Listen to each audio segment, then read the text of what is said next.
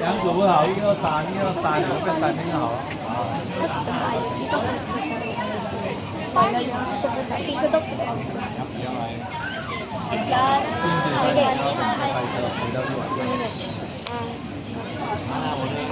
坐在那边看面，没有，我那还没有事啊，知道了，我被找了。Jessica, you can do it, Jessica. Yo. Yes, Jamila. Siapa lebih berkuasa? Jamila. Berikut merupakan keputusan rasmi bagi acara 1, 2, 3, 400 meter peringkat akhir perempuan 15. Tempat pertama, Theodora Reza Joseph dari Park City dengan masa 65.98 saat. Tempat kedua, Nurul Maria Natasha binti Muhammad Syaidi dari Karamas dengan masa 67.26 saat. Tempat ketiga, Chris Lo So Hui dari Jinja dengan masa 68.42 saat. Tempat keempat, Chanya Yu dari SMK Kepong Baru dengan masa 68.59 saat. Dad. Alisa Zara. Alisa Zara. Alisa Zara.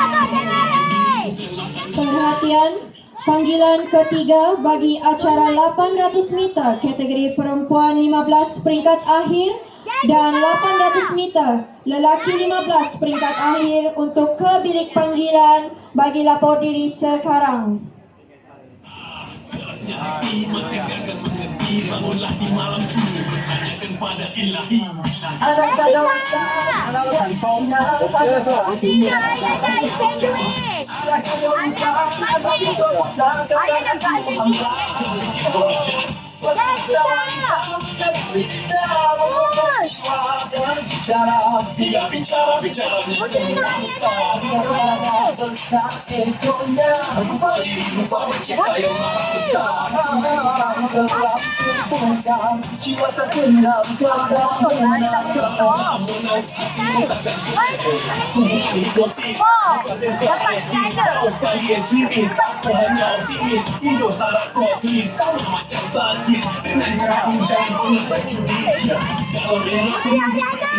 Apa yang kau cari, kononnya nak inspirasi. Inspirasi tak perlu kau cari-cari bermalam pada ilahi. 1000 kali kau niati itu ilahi. Ada cara besar yang pandai punya.